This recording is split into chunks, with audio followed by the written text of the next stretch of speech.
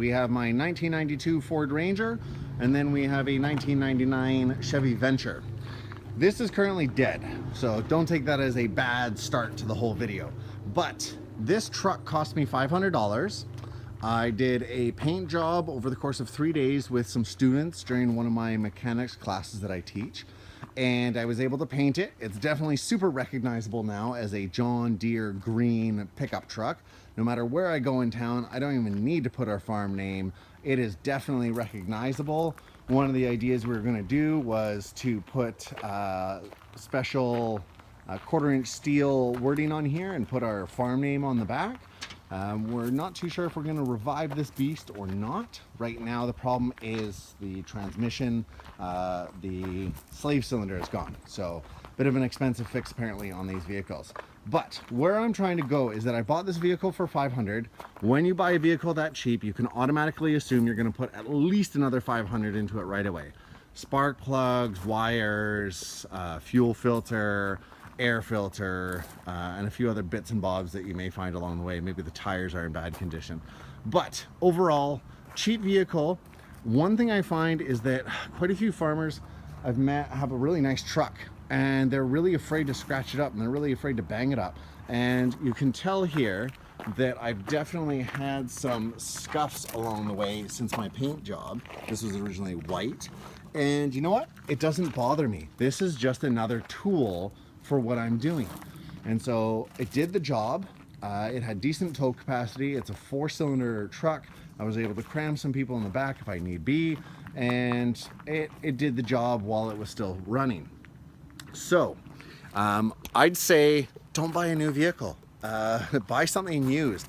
We have a 2008 Kia Rio that we financed, and it took 5 years to pay it off. And the value of that vehicle has dropped substantially. If you can buy a vehicle cash, I've learned how to repair vehicles, so I am biased. I should caution that. I've done a lot of repairs on my own vehicles. For example, the Chevy Venture, the radiator was done. It's a shockingly simple fix. It was just an expensive part to replace. I happened to find one used on a gamble for $65 versus $250 for a new radiator.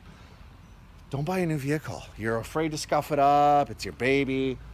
In this case, I've painted in such a manner that it's actually easily identifiable as part of our farm, and people see us anywhere.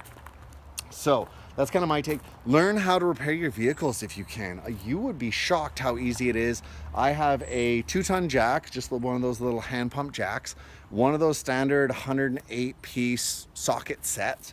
And with those two things, I'm able to repair a huge portion of what needs to be fixed on this truck. I was actually able to take the bed off and get right in between the body and the bed to paint it. And so I was able to get to the fuel pump.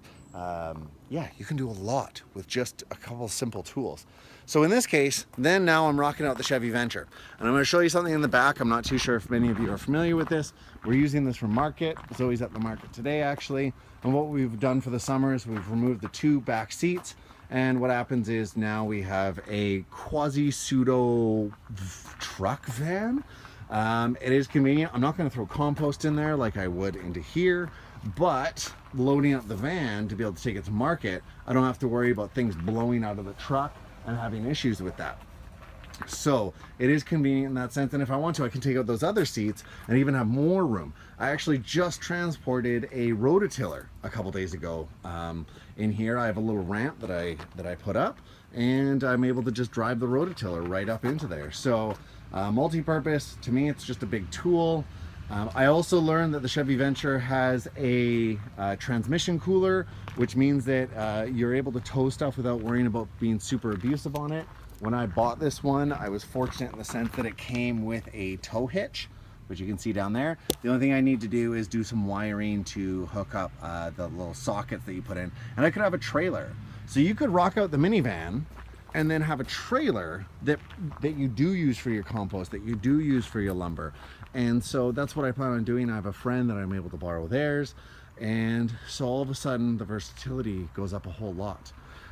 In this case, my friends, it does have an electric brake, and so I'm able to pull a lot more. So that's kind of what I have to say about vehicles. Is you can use a minivan, you can use a truck. A car becomes a little more complicated, especially a lot of cars, they don't work very well with the hitch. They have like a much smaller version quite often on something like a hatchback. Don't get me wrong, last year we were using the hatchback all the time. We were just very limited on what we could do. We also had the pickup truck running at the same time. So don't buy new, learn how to fix your vehicles. YouTube is amazing to be able to find those kind of things. You can rock out the minivan, and especially if it's an old junker. I just used Tremclad for the paint, and it's bomb-proof now, and definitely gives a recognizable color.